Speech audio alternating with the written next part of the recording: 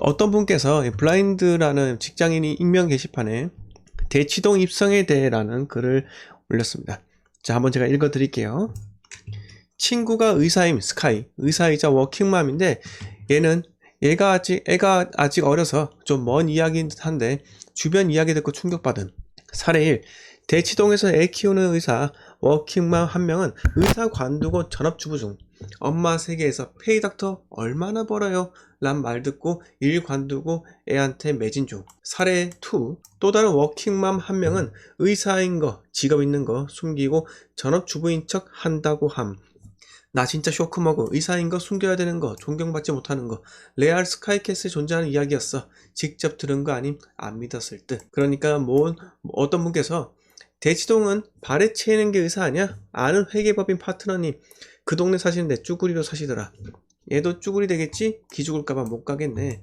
사촌 언니 의사고 타워팰리스 살았는데 전업주부인 엄마들이 먹고 사느라 힘든 워킹맘 취급해서 서러워해서 나도 충격이었어. 한 10년 전 이야긴 하지만 다 그런 건 아니지만 맞음. 우리 언니 워킹맘인데 엄마들 모임에서 유일하게 워킹맘이여. 그나마 전문직이라 시간 여유 있는데도 언니는 그 아줌마들한테 항상 굽신 애들 픽업이나 놀러가기 이런 거 전업맘들이 돌아가며 해줘서.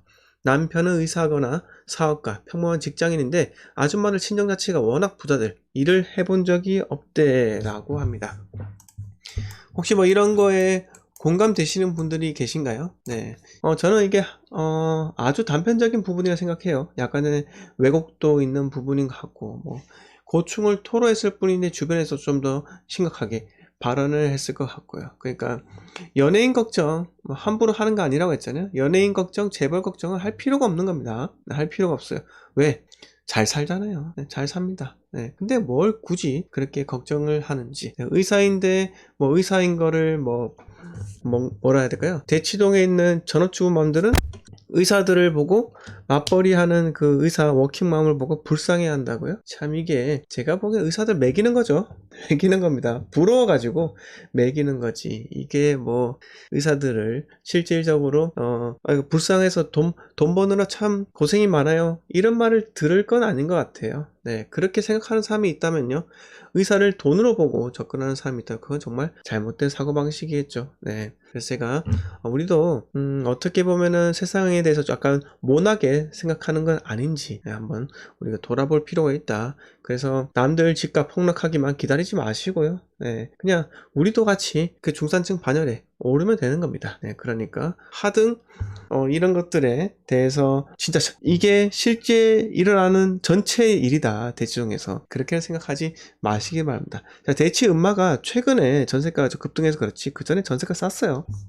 그래서 상당수 많은 서울에 거주하시는 부모님들이 자녀들의 교육을 위해서 유학을 온 경우도 상당히 많았습니다. 그런 경우도 있으니까요. 이게 전체의 모습을 대변해 준다 그렇게는 생각을 하지는 마셨으면 합니다. 네, 요거는 끄도록 할게요. 자, 오늘 뉴스 몇 가지 있는데요. 빨리 전달하고 여러분들하고 소통하는 시간을 갖도록 하겠습니다. 자, 오늘 한국은행에서 기준금리 0.75%로 동결하겠다고 했죠. 자, 왜 동결을 했을까요? 그렇게 금리가 너무 낮다고 집값이 폭등하니까 집값 때려잡아야 한다고 이렇게 우리 주열이 형께서 이야기를 했는데도 불구하고 금리는 왜 동결했습니까? 보겠습니다. 자, 지난 8월 26일 금통위에서 기준금리를 연 0.5%에서 0.25%포인트 인상한 연 0.75%를 결정한 후 한 차례 동결했다고 합니다. 자, 하나는 지난해 3월 코로나19 사태에 대응해 기준금리를 연 1.25%에서 0.5%포인트 내린 연 0.75%로 결정했고 그해 5월에 사상 최저인 연 0.5%로 추가 인하했다고 합니다. 아니 근데 작년 3월에 기준금리를 연 1.25%에서 0.5%포인트 내렸다고 했는데 근데 저는 그 전에 대출 받았거든요. 1.25%보다 더 높은 금리 때 대출 받았는데 왜 지금 시중금리가 가상금리 포함해서 은행권의 그 금리가 왜 지금 더 높은 거죠? 이거 다 짜고 치는 거 아닙니까? 은행에서 금융권에서 수익이 조금 약해지니까는 마음껏 올려라 이렇게 해준 거예요. 왜 이런 거 통제 안 하세요? 이게 바로 독점 구조 아닙니까? 한국은행에서 돈 펑펑 빌려주고 시중은행에서 고리로 그리고 지금 어떻습니까? 대출 잘 안 해주죠? 대출 잘 안 해줍니다. 지금 대출 총량이 바닥이 났다고 해요. 바닥이 났다고 하는 거는 그만큼 여러분 회사에 있어서 어떤 한 기업에 있어 가지고 한 사업부가 있습니다. 한 사업부의 연 사업 목표를 다 달성한 거예요. 네? 제발 물건 좀 팔아달라 라고 하는데 물건이 없어가지고 못 파는 그 지경인 겁니다. 네? 그러면 어떻게 해야 되냐? 생산을 좀 더 증가를 시키든가 뭐 이런 방식을 쓰겠죠. 물론 우리가 과거에 무슨 그 과자 있잖아요. 제과에서 팔던 그 과자 꼬북칩인가요? 꼬북칩도 마찬가지고 그 과거 이경규가 그 팔도랑 개발했던 꼬꼬면도 마찬가지예요. 기스면도 마찬가지고 오뚜기 전부 다 그 당시에는요 생산량을 폭등해 가지고 꼬북칩은 아니지만은 생산을 허니버터칩도 맞죠. 허니버터칩이죠. 이렇게 생산 캐파를 증가했다가 실패하는 케이스 많이 봤기 때문에 꼬북칩 같은 경우도 지금 인기 떨어지지 않았습니까? 네. 생산을 캐파를 안 늘렸다는 거죠. 네, 늘리지 않았다 그겁니다. 네. 그래서 이런저런 것들을 봤을 때 은행의 금통위에서 또는 뭐 한국은행에서 외압을 가하겠죠. 너네들 대출 총량 더 이상 늘릴 수 없다. 이렇게 말이죠. 네. 근데 이 금리가 참 아이러니한 게 이렇게 올리는 시점에 지금 대규모 입주 물량이 앞두고 있는 지역도 많아요. 네. 집단 담보대출이 실행이 안 되는 곳도 상당히 많다는 겁니다. 네. 그러면 어떻게 되느냐? 지금 1금융권 다 막혀가지고요. 네. 그분들 2금융권은 밀려나가고 있습니다. 네. 최근에 제가 본 대구의 모 아파트는요.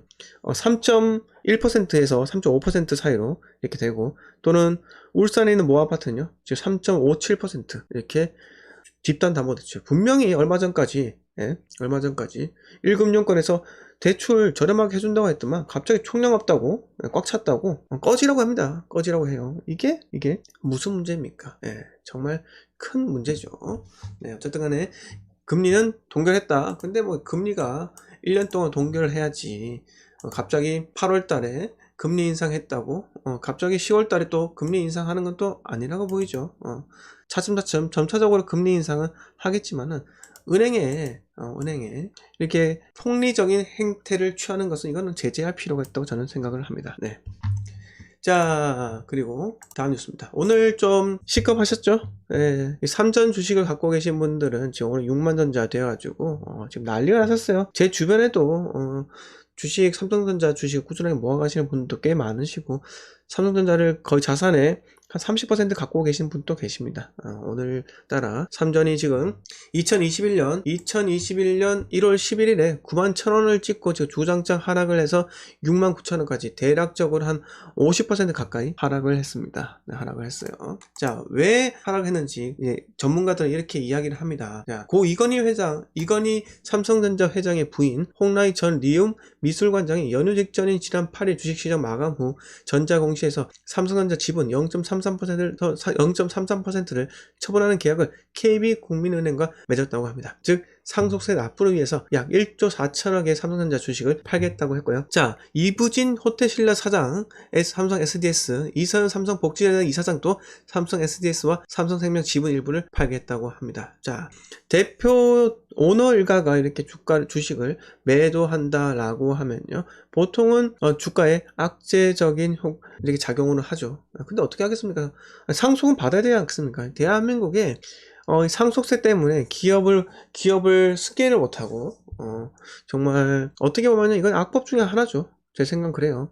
이건희 회장이 결국은 본인들을 따르는 그런 본인들이 뭔가 이건희 회장이 이병철 회장 때부터 해가지고 대한민국에 창출한 고용 파급력이 얼마입니까? 엄청납니다. 엄청나요. 네, 그러니까 코스피가 삼성전자가 휘청거리면 코스피도 붕괴하듯이 이 삼성전자가 미치는 대한민국에 대한 영향이 엄청나다는 거죠. 네, 근데 이게 상속세가 과연 대한민국의 이득이 되는 건지 한번 생각을 해볼 필요가 있다는 겁니다. 이게 딱 시기적절하게 상속이 되지 않는다면요, 결국은 뭔가 기업의 의사결정에 약간 영향을 또 미치지 않겠습니까? 그러면요, 삼성전자의 의사결정, 투자에 대한 의사결정은요, 대한민국 경제를 좌우지하는 겁니다. 네, 좌우지한다고요. 근데 이 상속세도 수많은 논란이 있죠. 상속세가 이중과세냐 아니냐. 네. 그리고 마치 외국에서 보면요, 이 상속세가 우리나라가 일본보다 두 번째로 높다고 하긴 하는데, 이 상속세가 결국 기업 사냥이나 정부에서 추진하는 기업 사냥이 아니냐, 이런 시각도 있습니다.